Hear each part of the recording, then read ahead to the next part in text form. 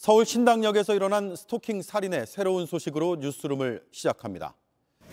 범행 계획한 거세요? 네, 입을 닫았지만 전 씨는 준비한 샤워캡을 쓰고 준비한 흉기를 휘둘렀습니다. 그런데 JTBC의 취재 결과 오늘 영장심사에서 전 씨는 발뺌하는 듯한 주장을 펼쳤습니다.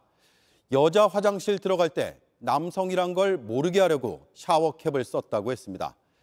계획적이지 않았다, 우발적 범행이었다라는 취지로 보입니다. 하지만 경찰은 계획된 범행으로 판단하고 있습니다. 법원은 전 씨의 구속 여부를 조만간 결정합니다. 첫 소식 박지영 기자입니다. 전 씨는 범행 당일 오후 8시쯤부터 신당역 여자 화장실 근처에서 피해자를 기다렸습니다.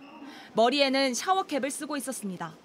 경찰은 현장에 머리카락 등 DNA를 남기지 않으려는 목적으로 계획적으로 범행을 준비했다고 의심하고 있습니다.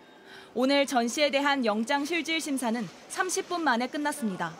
JTBC 취재 결과 전 씨는 경찰과 법원에서 오래전부터 범행을 계획하진 않았다고 주장한 것으로 파악됐습니다. 행동에 옮기기로 마음먹은 건 범행 2시간 전인 당일 오후 7시부터였다면서 재판을 앞두고 압박감이 심해졌다는 취지로 진술한 걸로 전해집니다. 계획범죄가 아닌 걸로 인정되면 구속도 피하고 형량도 낮게 받을 가능성이 생깁니다. 전 씨는 앞서 피해자가 고소한 사건에서 범행 당일 2달치 반성문을 재판부에 제출했습니다. 반성문을 내면 법원이 선고할 형량을 낮춰주는 경우가 있기 때문입니다.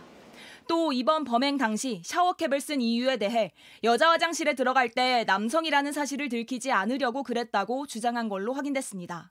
증거 인멸 목적으로 치밀하게 준비한 게 아니라는 취지입니다. 하지만 들키지 않기 위해 준비한 것 자체가 계획한 것이라고 경찰은 판단하고 있습니다. 우발적으로 살해한 경우 법원은 형량을 낮춰주는 관행이 있습니다. 특히 일반 살인과 보복 살인의 형량은 배 이상 차이가 나기 때문에 이를 피하기 위해 전 씨가 노력하는 것이란 분석도 나옵니다.